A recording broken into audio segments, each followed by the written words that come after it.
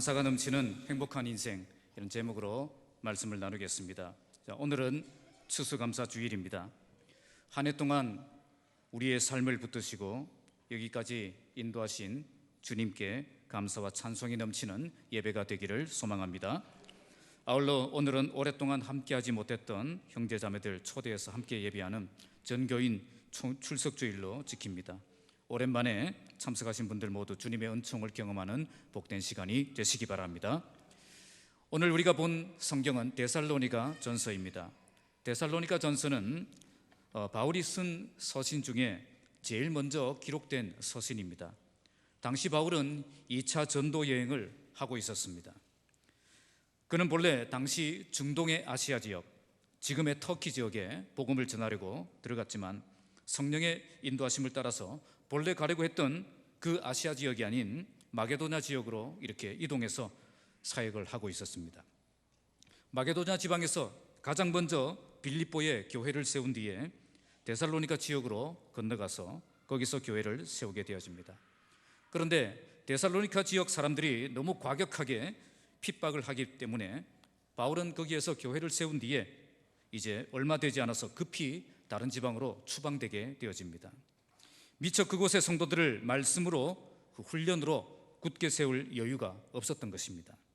그는 데살로니가 성도들이 이렇게 제대로 믿음이 자라고 있는지 염려가 되어서 몇 번이나 다시 가보려고 했지만 갈 수가 없었습니다. 그래서 부득이 디모데를 이제 보내어서 교회가 어떻게 되었는지 알아보게 하고 또 자신은 고린도로 쭉 내려오게 되어집니다.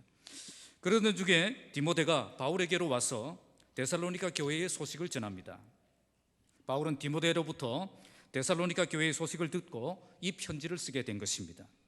데살로니가 교회는 개척한 지 얼마 되지 않는 아주 미약한 교회였지만 수많은 유혹과 핍박 속에서도 순수한 신앙을 지켜내었고 건강한 교회를 세워가고 있었습니다.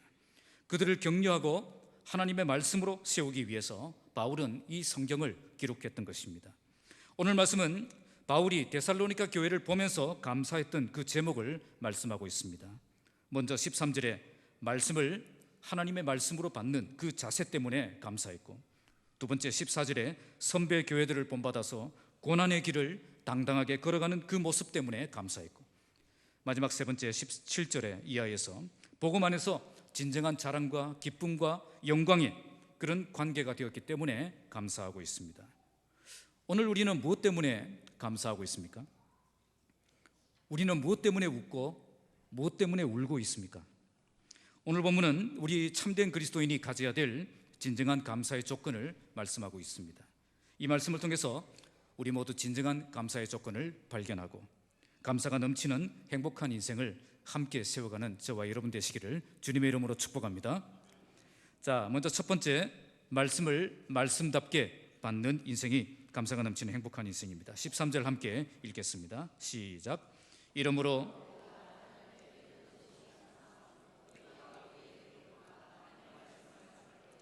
사람의 말로 받지 아니하고 하나님의 말씀으로 받음이니 진실로 그러하다. 이 말씀이 또한 너희 믿는 자 가운데에서 역사하느니라. 바울은 우리가 끊임없이 감사한다고 말씀합니다. 원문은 감사가 중단된 적이 한 번도 없었다는 것을 잘 나타냅니다. 데살로니가 교회를 생각할 때마다 감사가 넘쳐났다는 거죠. 오늘 우리 교회도 이런 교회가 되길 바랍니다. 교회만 생각하면 걱정이 되는 교회가 아니라 교회만 생각하면 감사가 넘치는 그런 교회가 되어야 할 것입니다. 그런데 바울이 왜 감사하고 있습니까? 오늘 원문에 보시면 그 이유는 이라고 접속사로 시작합니다. 그 이유는 그들이 하나님의 말씀을 받을 때에 사람의 말로 받지 아니하고 하나님의 말씀으로 받았기 때문이다 라고 말씀합니다. 바울이 복음을 전할 때에 인간의 말로 생각하지 않고 하나님의 말씀인 줄 알고 받아들였다는 것입니다. 여기 받는다는 표현이 3번 나오죠. 먼저 바울이 전하는 하나님의 말씀을 받는다, 이 말은 객관적으로 받는다는 뜻입니다. 뒤에 나오는 하나님의 말씀으로 받는 것은 주관적으로 받는 것을 말합니다. 주관적으로 받는다는 것은 말씀을 환영하며 나에게 주시는 그 말씀으로 받아들이는 것을 말합니다. 예배 시간에 항상 설교가 선포됩니다. 이때 주어지는 말씀은 객관적인 말씀입니다. 하지만 주관적으로 볼 때 사람마다 다 다르게 받아들인다는 것입니다. 어떤 사람은 말씀을 부정적으로 받아들이고 어떤 사람은 긍정적으로 받아들입니다. 긍정적으로 받든 부정적으로 받든 하나님의 말씀을 받는 것이 바로 처음 나오는 하나님의 말씀을 받을 때에라는 말씀입니다. 그런데 어떤 사람들은 객관적으로 선포된 그 말씀을 나에게 주신 말씀으로 받아들입니다. 인간이 설교를 하지만 인간의 말로 생각하지 않습니다. 하나님이 나에게 주신 그 말씀이라고 생각하고 그 말씀을 나에게 주신 말씀으로 받는 것입니다. 그래서 말씀의 권위를 인정하며 그 말씀대로 살고자 몸부림을 치는 것입니다. 사실 바울은 그렇게 언변이 뛰어난 사람이 아니었습니다. 바울은 글은 중하고 힘이 있으나 말은 시원치 않다, 이런 평가를 받았던 사람입니다. 이것은 바울이 설교를 잘했던 사람이 아니었다는 것을 잘 보여줍니다. 그럼에도 불구하고 데살로니가 성도들은 이 말씀을 하나님의 말씀으로 온전히 받아들였다는 것입니다. 그들은 설교자의 외모를 보지 않았습니다. 설교자의 능력을 보지 않았습니다. 설교자의 연약함을 보지 않았습니다. 비록 인간의 입으로 전하는 말씀이지만 하나님의 말씀에 근거를 두고 선포하고 있기 때문에 그 말씀을 인간의 말로 듣지 않고 하나님의 말씀으로 들었다는 것입니다. 그래서 어떤 변화가 일어났습니까? 이 말씀이 또한 너희 믿는 자 가운데서 역사하느니라. 말씀의 역사가 강력하게 일어났다는 것입니다. 그 말씀 때문에 회개의 역사가 일어났고, 그 말씀 때문에 구원의 역사가 일어났고, 그 말씀 때문에 치유와 회복의 역사가 일어났던 것입니다. 말씀 때문에 깨어나고, 말씀 때문에 살아나고, 말씀 때문에 힘을 얻는 역사가 일어났다는 거예요. 중요한 것은 믿는 자 가운데서라는 표현입니다. 하나님의 말씀은 믿는 자에게 역사한다는 겁니다. 말씀을 믿을 때 더욱 강력한 말씀의 능력을 경험할 수 있다는 것입니다. 하나님의 말씀을 믿음으로 받아들일 때에 그 믿음 말씀이 우리를 깨우시고 우리를 살리시고 우리를 붙들어 주신다는 겁니다. 그래서 어떻게 해야 됩니까? 말씀을 들을 때에 인간의 말로 듣지 않고 하나님의 말씀으로 받아야 한다는 것입니다. 매주 주일 강단에서 선포되는 그 말씀을 사람의 말로 받지 않고 하나님의 말씀으로 받는 것입니다. 그 말씀을 나에게 주시는 하나님의 음성을 받고 하나님의 믿음으로 듣고 가슴으로 듣고 사모하며 들어야 한다는 것입니다. 창세기 19장에 보면 소돔과 고모라가 하나님의 심판으로 멸망을 당하는 그런 장면이 나옵니다. 당시 소돔과 고모라는 하나님 앞에 악하며 큰 죄인이었다, 그렇게 말씀합니다. 특히 소돔은 동성연애로 유명한 곳입니다. 영어로 동성연애를 소돔이라는 글자에 Y자를 붙여서 소도미가 동성연애라는 뜻입니다. 하나님께서 이 성을 멸하실 때에 그때 아브라함의 조카 롯이 소돔성에 살고 있었습니다. 하나님의 사자들이 아브라함의 기도 때문에 롯의 가족에게 미리 하나님의 심판 계획을 알려줍니다. 그래서 롯은 그 계획을 듣고 자기 가족들과 사이들을 불러서 하나님이 이 성을 멸하실 테니 빨리 이곳을 떠나야 한다고 말씀합니다. 그러나 창세기 19장 14절에 보면 그 사이들은 그 말씀을 농담으로 여겼다고 말씀합니다. 하나님의 말씀을 말씀답게 듣지 않았던 거예요. 말씀은 그렇게 되어 있어도 나는 그렇게 생각하지 않는다는 것입니다. 믿을 수 있는 것만 믿고 믿을 수 없는 것은 안 믿는 겁니다.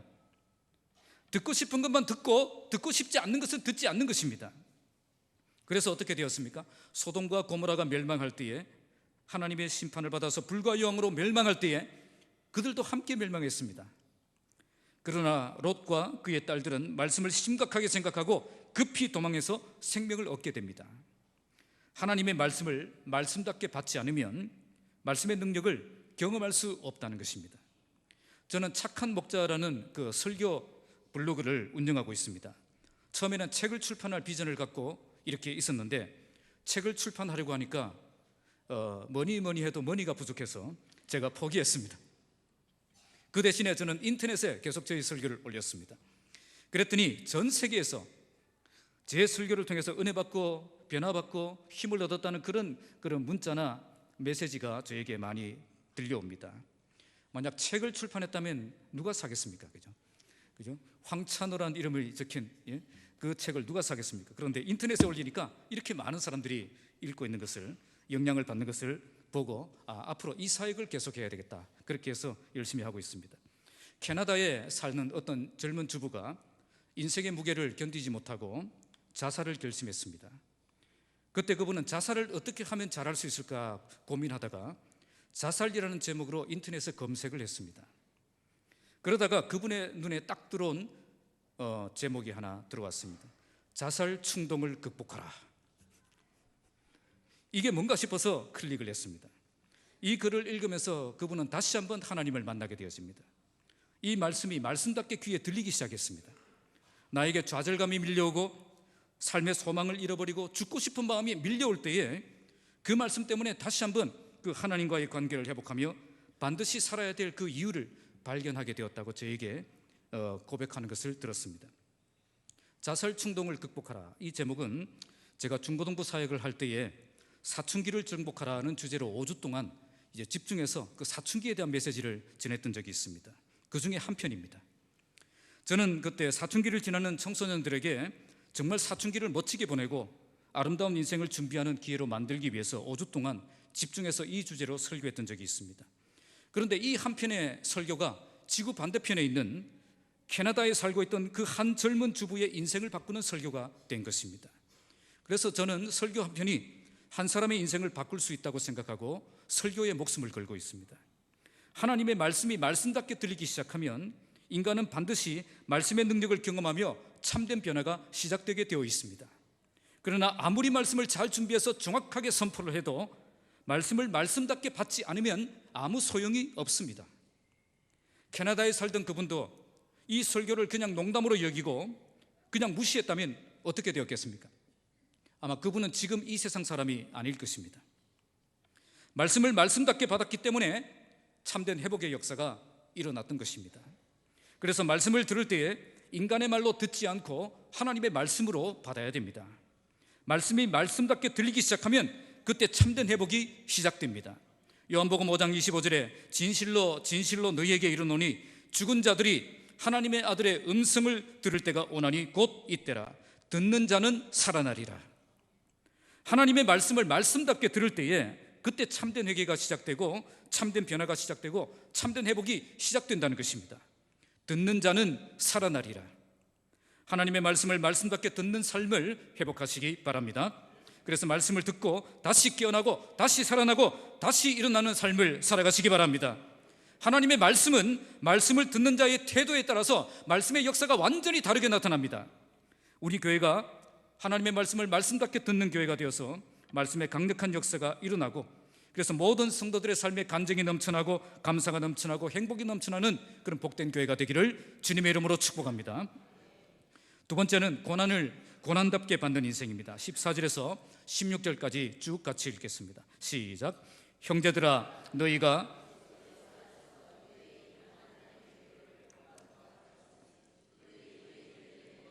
받은 바 같이 너희도 너희 동족에게서 동일한 고난을 받았느니라. 유대인은 주 예수와 선지자들을 죽이고 우리를 쫓아내고 하나님을 기쁘시게 하지 아니하고 모든 사람에게 대적이 되어 우리가 이방인에게 말하여 구원받게 함을 그들이 금하여 자기 죄를 항상 채우며 노하심이 끝까지 그들에게 임하였느니라. 아멘. 바울이 두 번째 감사하는 조건은 그들이 그리스도 예수 안에서 유대에 있는 하나님의 교회들을 본받는 자가 되었기 때문입니다. 당시 예루살렘에 큰 핍박이 일어나서 유대인들은 모두 유대와 사마리아 땅으로 흩어졌고 거기에 교회들을 세웠습니다. 유대에 있는 하나님의 교회들이란 바로 핍박 때문에 흩어진 교회들을 말합니다. 이 교회들의 특징이 무엇입니까? 바로 그들은 동족인 유대인들에게 고난을 받았다는 것입니다. 당시 유대인들의 교회는 동족인 유대인들에 의해서 조직적이며 집요한 박해를 받았습니다. 성경을 기록하고 있는 바울 자신도 바리새인으로 있을 때에 교회를 잔해하고 교회를 핍박하던 지도자 중에 한 사람이었습니다. 그런데 이제 데살로니가 교회가 그와 동일한 상황이 된 것입니다.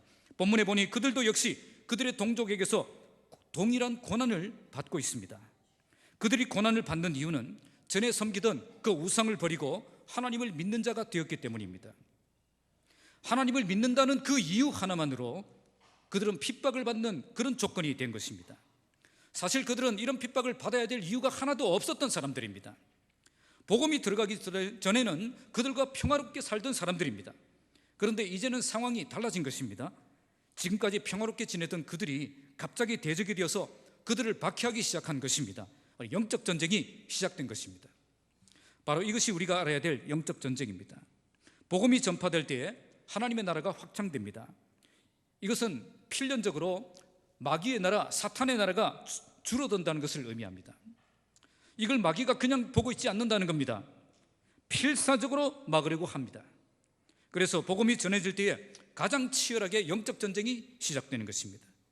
제가 영적 전쟁에 대해서 이야기할 때에 종종 이야기하는 사건이 있습니다. 제가 한박교에 있을 때 어떤 안수 집사님은 주일 점심시간만 되면 교회 마당을 이렇게 쓸고 있었습니다. 그런데 그 시간만 되면 지나가시는 할머니가 한 분 계십니다. 그러면 집사님이 먼저 인사를 합니다. 할머니 안녕하세요, 식사는 하셨어요? 그렇게 인사를 합니다. 그러면 그 할머니는 그래 먹었어, 자네는? 그렇게 대답을 합니다.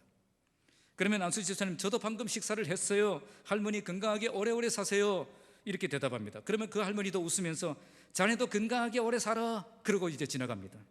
이렇게 서로 덕담을 나누며 매주 똑같은 인사, 똑같은 시간 그렇게 했던 그런 관계입니다. 그런데 어느 날 이 집사님은 그 할머니의 영혼이 너무 불쌍하게 느껴진 거죠. 저 할머니도 예수 믿어서 천국에 갔어야 될 텐데 그렇게 생각을 했습니다. 그래서 막 인사를 다 마치고 마지막으로 이렇게 말했습니다. 할머니 우리 교회에 한번 오셔서 예수 믿고 천국 가시면 좋겠습니다. 그 말을 했습니다. 그 말을 하자마자 그 할머니의 인상이 완전히 바뀌는 겁니다. 너나 잘 믿을 것이지 왜 나까지 끌고 가려고 하느냐, 그러면서 고함을 지르는 거예요. 그러면서 지팡이를 지금까지는 겨우 짚고 겨우 걸어다니시는 그분이 지팡이를 휘두르며 때려 죽일 듯이 달려오는 겁니다. 거기 있다가는 맞아 죽겠다 싶어서 집사님은 급히 교회 안으로 도망을 가서 창고 안에 숨었습니다. 그 할머니는 교회 안에 들어와서 사무실을 뒤지고 화장실을 뒤지고 그 집사님을 찾아서 죽이겠다고 고래고래 고함을 지르면서 그놈 어디 있느냐고. 사무실에 있던 사람은 무슨 영문인지를 몰라서 할머니 이제 진정시키고 그렇게 돌려보냈습니다. 그런데 그 정도에서 끝나지 않았습니다. 주일 오후 예배 시간에 또 찾아왔습니다. 오후 예배 드리고 있는데 또 찾아와서 지팡이를 흔들면서 또 소란을 피웠습니다. 뿐만 아니라 그날 저녁에 새로운 삶 공부를 하고 있었는데 그 시간까지 찾아와서 낮에 나에게 인사한 놈 나와, 그 철문을 지팡이로 두들기면서 그렇게 얼마나 무섭게 이야기를 하는지, 제가 성경 공부를 인도하고 있었는데 얼마나 무섭게 그렇게 이야기를 하는지 지금도 눈에 선합니다. 그 모습이. 그날 새로운 삶 성경 공부 주제가 영적 전쟁이었습니다.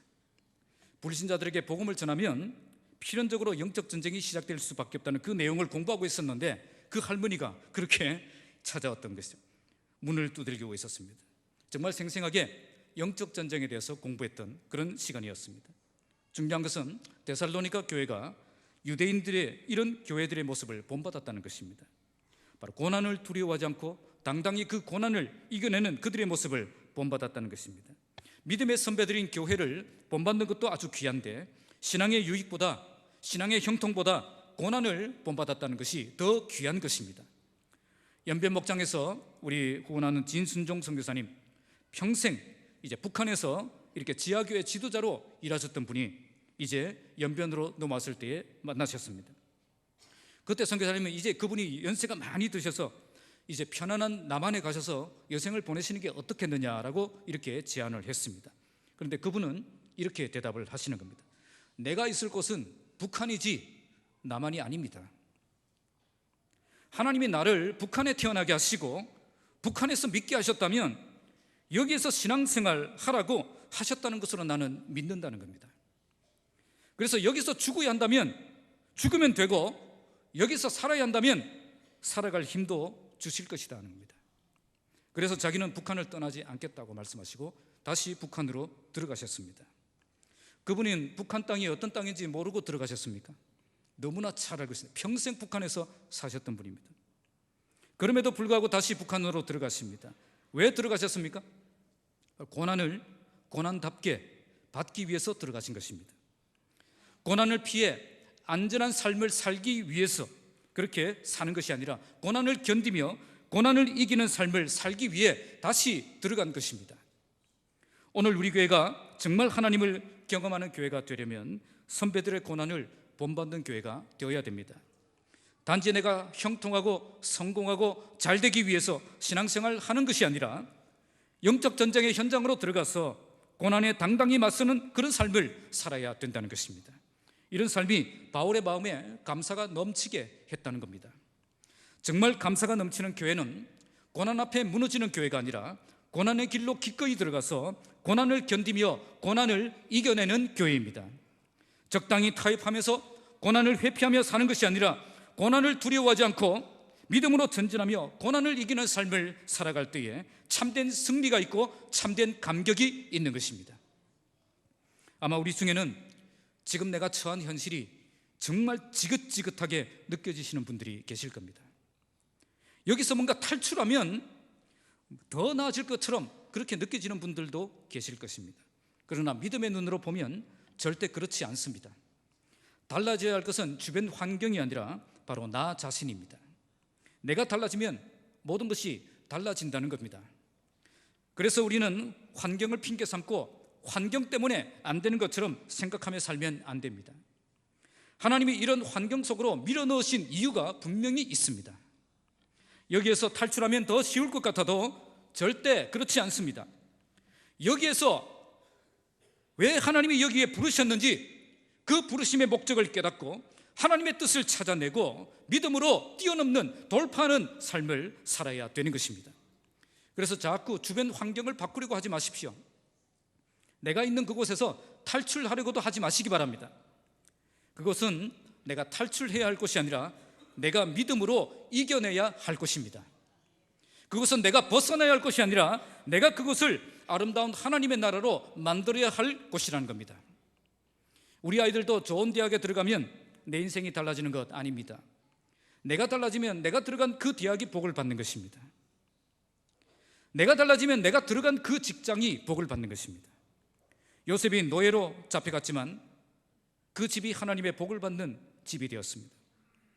감옥에 들어갔지만 그곳에서도 역시 하나님의 은혜가 무엇인지를 보여주는 삶을 살았습니다.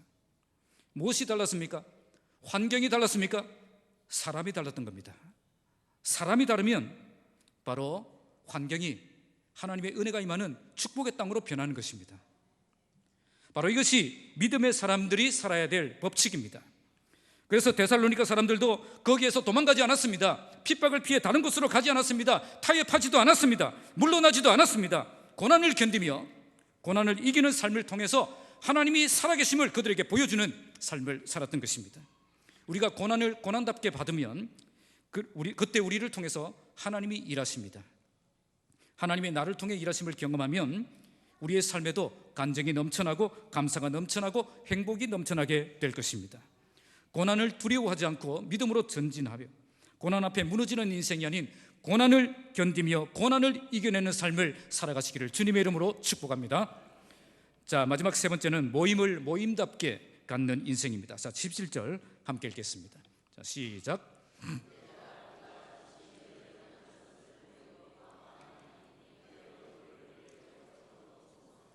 여기서 바울은 우리가 잠시 너희를 떠났다고 말씀합니다. 당시 바울은 데살로니가에서 사역할 때에 너무 강력한 핍박을 받습니다. 결국 그 지방에서 추방되어서 어쩔 수 없이 그 지방을 떠날 수밖에 없었습니다. 여기서 그들은 겨우 3주 동안 사역을 했습니다. 3년도 아니고 3주. 정말 그들의 신앙을 견고하게 세우기엔 턱없이 짧은 기간이었습니다. 여기에 떠난 것으로 번역된 이 말은 부모를 잃거나 고아가 되거나 하는 그럴 때에 쓰는 표현입니다. 부모와 자식 간의 생이별을 한 것입니다. 어쩔 수 없는 상황에서 이 자식과 부모가 이렇게 이 자식을 버리고 부모가 떠나야만 하는 그런 상황을 표현한 거죠. 얼굴은 떠나 있지만 마음은 잊을 수 없는 그런 상태가 된 것입니다. 그래서 바울은 너희 얼굴 보기를 열정으로 더욱 힘썼다고 말씀합니다. 왜 바울은 얼굴 보기를 열정으로 힘썼겠습니까? 왜냐하면 직접 만나서 교제나 그리고 이렇게 만남이 없다면 그 관계는 점점 멀어질 수밖에 없기 때문입니다. 아무리 마음은 변함없고 식을 줄 모르는 그런 사랑을 갖고 있어도 만남이 없다면 관계는 멀어지게 되어 있습니다. 교회도 마찬가지예요. 그냥 예배 시간에 한두 번 주님 안에서 억수로 사랑합니다 라고 그렇게 앞뒤로 인사를 해도 그 인사하는 것만으로는 깊은 관계가 만들어질 수가 없습니다. 주일에 한 번만 만나서는 절대 깊은 관계로 나아갈 수 없다는 겁니다. 피상적인 만남, 피상적인 교제, 피상적인 도움만 받을 수밖에 없는 겁니다. 정말 깊은 관계로 들어가려면 주중에 또 한 번 더 만남을 가져야 됩니다. 여기서 제대로 만남을 가지고 제대로 나눔을 가지고 제대로 교제를 나누어야 됩니다. 그때 우리의 관계가 서로를 위해서 늘 기억하고 늘 생각하고 늘 축복하고 늘 기도하는 그런 깊은 관계가 만들어질 수가 있는 것입니다. 그래서 바울은 얼굴 보기를 열정으로 더욱 힘썼던 것입니다. 열정으로 힘썼다는 것이 무슨 뜻이겠습니까? 정말 사명감을 가지고 만남과 모임에 참여하려고 했다는 겁니다. 만남과 모임을 그만큼 중요하게 생각했다는 거예요. 대충 갈 수 있으면 가고 갈 수 없으면 안 가도 되는 것처럼 그렇게 생각하지 않았다는 겁니다. 우리 목장 모임이 이런 모임이 되어야 할 것입니다. 서로 얼굴 보기를 더욱 힘쓰는 그런 모임이 되어야 하는 것입니다. 가도 그만 안 가도 그만 그런 모임이 되면 안 됩니다. 여기에 사명감을 갖고 참여해야 되는 것입니다. 그때 깊은 만남과 나눔이 있고 이걸 통해 깊은 관계가 만들어지는 것입니다. 자, 18절 함께 읽겠습니다. 시작. 그러므로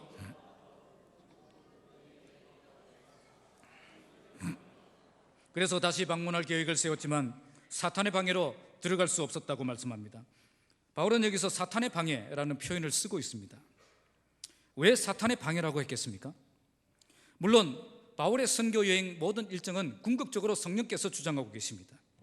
그러나 만남, 모임을 방해하는 것은 궁극적으로 성령의 역사가 아니라 마귀의 일이라는 겁니다. 사탄의 일이라는 거예요. 만약 우리에게 만남과 모임이 방해를 받고 있다면 그것은 사탄의 방해를 받은 것입니다. 여기서 성령의 일과 사탄의 일이 구분됩니다. 성령께서는 모이기를 힘쓰도록 역사하고 사탄은 모임을 방해하는 일을 한다는 겁니다. 그래서 만약 모임을 방해하고 모임을 깨고 있다면 그 사람은 성령의 일꾼이 아니라 마귀의 일꾼입니다. 그러면 왜 마귀는 만남을 방해할까요? 우리가 서로 만나면 안 되기 때문입니다. 우리가 서로 만나면 반드시 하나님의 역사가 일어나기 때문입니다. 두세 사람이 내 이름으로 모인 곳에는 누가 함께 하십니까? 주님이 우리와 함께 하신다는 거예요. 나도 그들 중에 있느니라. 주님이 함께 하시는 그 모임에는 아무 일도 안 일어날까요? 뭔가 역사가 일어나도 일어날까요? 아무 일도 안 일어나는 그게 이상한 거예요. 주님이 함께하는 모임에는 반드시 주님의 능력이 나타나고 기적이 나타나고 변화의 역사가 일어나기 때문입니다. 그래서 마귀는 죽으라고 그 모임을 방해하는 거예요. 우리가 잘 모이면 안 되기 때문에 방해하는 겁니다. 그래서 누구든지 모임을 방해하는 짓을 하고 있다면 그건 마귀 짓을 하고 있는 것입니다. 반대로 모임을 위해 헌신하고 모임을 위해 투자하고 모임을 위해 모임이 더욱 잘 되도록 힘쓰고 있다면 그 사람은 하나님의 일을 하고 있는 것입니다. 히브리서 10장 24절에서 25절에 서로 돌아보아 사랑과 선행을 격려하며 모이기를 피하는 어떤 사람들의 습관과 같이 하지 말고 오직 권하여 그날이 가까움을 볼수록 더욱 그리하자. 모임을 방해하는 습관을 가진 사람들이 그때도 있었습니다. 지금은 없을까요? 지금도 있습니다. 어쨌든 모임을 방해하고 어쨌든 모임을 깨뜨리고 어쨌든 모임을 흩트리고 하는 그런 사람들이 있다는 겁니다. 이 사람들은 왜 이러고 있을까요? 그것은 모임의 가치와 모임의 능력과 모임의 축복을 모르기 때문입니다. 이 모임이 얼마나 소중한 모임인지 모르기 때문에 그 모임을 깨뜨리는 짓을 하는 것입니다. 이 사람은 분명히 말씀드리지만 마귀의 종입니다. 교회 안에서도 마귀의 종입니다. 직분을 갖고 있어도 마귀의 종입니다. 우리는 절대 교회 안에서 마귀 짓을 하면 안 됩니다. 도리어 우리는 더욱 모이기에 힘쓰는 삶을 살아야 됩니다. 모임에 열심히 동참할 뿐 아니라 모임이 더욱 든든히 서도록 적극 동참하는 삶을 살아야 됩니다. 그래서 모임의 능력과 모임의 축복을 경험하는 삶을 살아가시기 바랍니다. 자, 19절 함께 읽겠습니다. 시작. 우리의 소망이나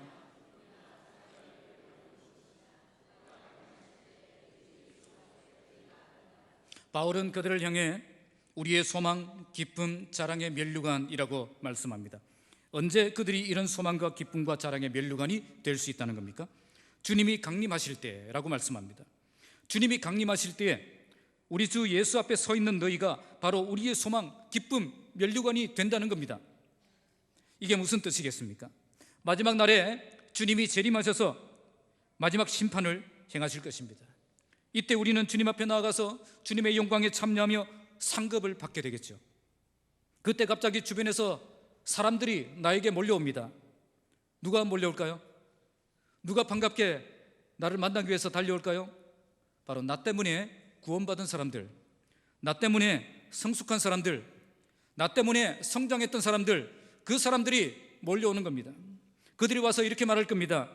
당신 때문에 내가 이 자리에 있게 되었습니다.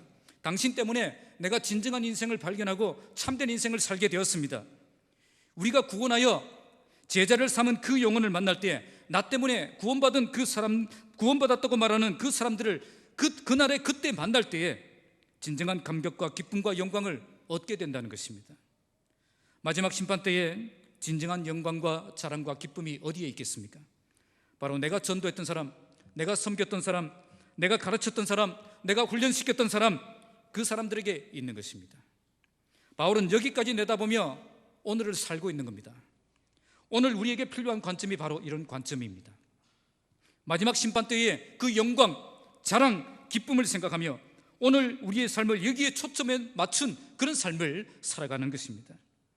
마지막 심판 때에 받을 그 영광을 위해서 전 인생을 바치며 사는 것이 바로 진정한 소망 가운데 살아가는 사람입니다. 우리가 여기에 눈을 떠야 됩니다. 진정한 가치를 발견하고 온전히 여기에 초점을 맞추고 살아가시기 바랍니다. 마지막 20절 함께 읽겠습니다. 시작. 너희는 우리의 영광이요 기쁨이니라. 너희는 우리의 영광이요 기쁨이니라. 헬라어 문장은 현재형 동사를 사용하고 있습니다. 그래서 이 말씀은 마지막 때에 영광과 기쁨이 아니라 지금 현재 영광과 기쁨이 된다는 거예요. 그때만 자랑스럽게 여기는 관계가 아니라 지금 이 자리에서도 서로를 자랑스럽게 여기는 그런 관계임을 말씀하고 있는 겁니다. 정말 교회 공동체에 속한 형제자매들을 이렇게 생각하는 그 교회가 진짜 행복한 교회입니다. 만나면 너무 반가워서 서로 하이파이브를 하고 서로 끌어안고 손을 잡고 흔들고 인사하고, 그렇게 반갑게 만나는 그 교회가 행복한 교회예요. 만나면 할 말이 없어서 침묵하고 째려보고 멱살 잡고 싸우고, 그 교회는 불행한 교회입니다. 제가 울산 큰빛교회 가정교회 목회자 세미나에 가기 전에는 가정교회에 대해서 부정적인 생각을 갖고 있었습니다. 담임 목사님이 새로 바뀌면서 이렇게 가정교회를 하신다라고 할 때에 그러면 저는 떠나겠습니다. 가정교회를 동의할 수 없었기 때문에 저는 떠나겠습니다. 그렇게 말했습니다. 담임 목사님이 그래도 안정되실 때까지는 제가 도와드리고 조용히 기회를 봐서 떠나겠습니다. 그렇게 말씀을 드리고 이제 가정교회 세팅하는 걸 옆에서 도와드렸습니다. 그런데 가정교회 세팅을 잘 도와드리려면 가정교회를 배워야 되지 않겠습니까?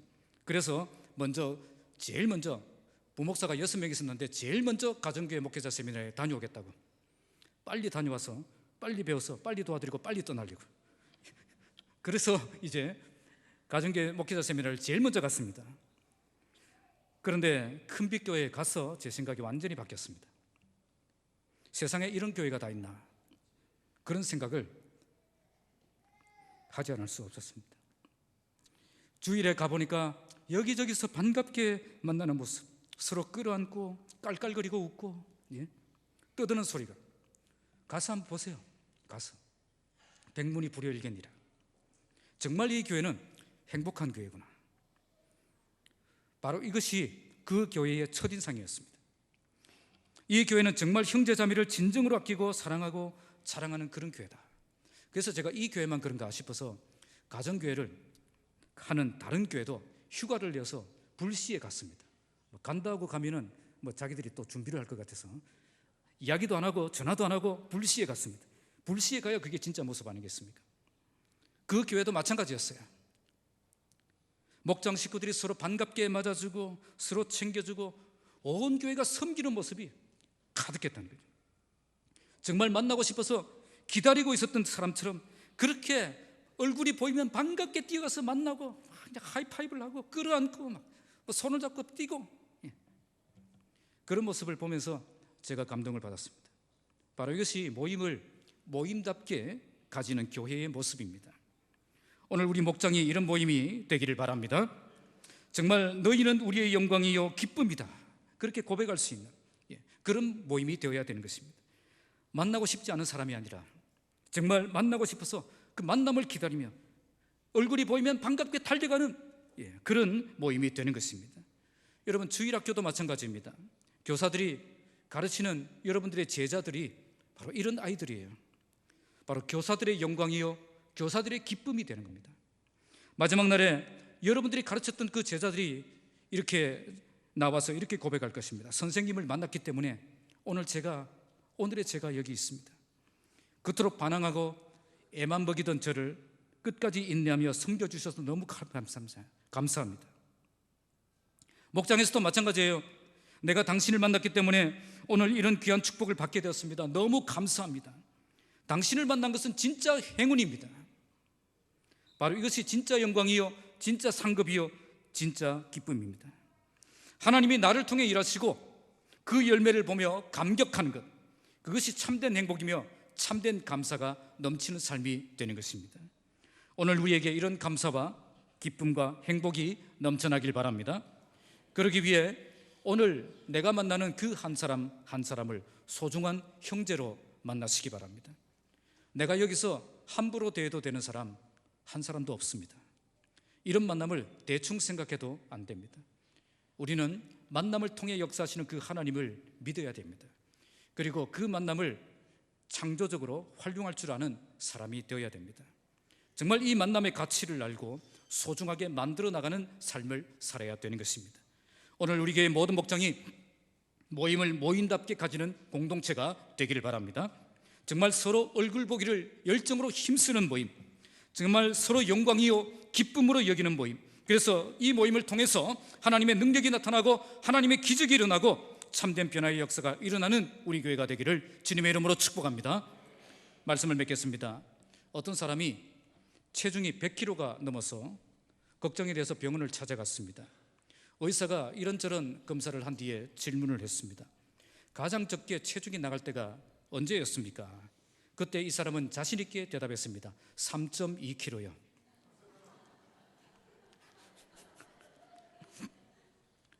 틀린 답은 아니지만 가장 적게 나갈 때가 맞죠. 이 사람은 체중이 빠지면 행복할까요? 예. 여러분 중에도 그런 분들 있으니까 좀 빠졌으면, 대패로 깎아버렸으면, 막 그런 생각들을 가지고 계신 분들이 있을 거예요. 예. 그러나 그것 때문에 행복한 건 아닙니다. 오늘 바울은 끊임없이 감사할 수 있었던 그 감사의 제목을 말씀합니다. 먼저 말씀을 말씀답게 받는 그 모습 볼 때 감사했고요, 고난을 고난답게 이겨내는 모습을 볼 때에 감사했고요, 모임을 모임답게 가지는 그 모습 볼 때에 감사했다는 겁니다. 언제 우리가 감사가 넘치는 행복한 인생을 만들어갈 수 있겠습니까? 먼저 말씀을 말씀답게 받는 삶을 회복해야 됩니다. 말씀 듣는 태도를 바꾸면 우리의 인생이 바뀝니다. 하나님의 말씀을 들을 때에 그때 강력한 말씀의 역사가 일어나고 감정들이 넘쳐나고, 그래서 감사와 행복이 넘쳐나는 삶을 살게 되는 것입니다. 그리고 고난을 고난답게 받는 삶을 회복해야 됩니다. 고난을 쉽게 피해간다고 행복한 인생 되는 것 절대 아닙니다. 우리가 고난을 고난답게 받으면 그때 하나님이 우리를 통해서 일하십니다. 고난을 견디며 이겨내는 삶을 통해서 하나님 살아계심을 생생하게 경험하며 살아갈 때에 그때 우리에게 참된 행복이 시작되는 것입니다. 마지막으로 모임을 모임답게 가질 때에 감사와 행복이 넘치는 삶을 살 수가 있습니다. 피상적인 만남과 모임으로 절대 행복한 삶을 살아갈 수 없습니다. 정말 서로 얼굴 보기를 열정으로 힘쓰는 모임, 정말 서로를 자랑과 기쁨과 영광으로 여기며 만남을 기대하고 만남을 기다리고 만남을 향해 반갑게 달려가는 그 모임에 참된 행복이 있는 것입니다. 우리 모두 말씀을 말씀답게 받아서 말씀의 능력을 경험하는 삶을 살아가시기 바랍니다. 고난을 고난답게 이겨내고 하나님 살아계심을 경험하는 삶을 살아가시기 바랍니다. 모임을 모임답게 참여하여 정말 모임의 능력과 모임의 축복을 경험하는 삶을 살아가시기 바랍니다. 그래야 오늘 바울에게 끊임없는 감사가 넘쳤던 것처럼 오늘 우리의 삶에도 감사가 끊임없이 넘쳐나는 그런 복된 추수감사 주일 하나님 앞에 드리는 이 예배가 되기를 주님의 이름으로 축복합니다. 기도하겠습니다.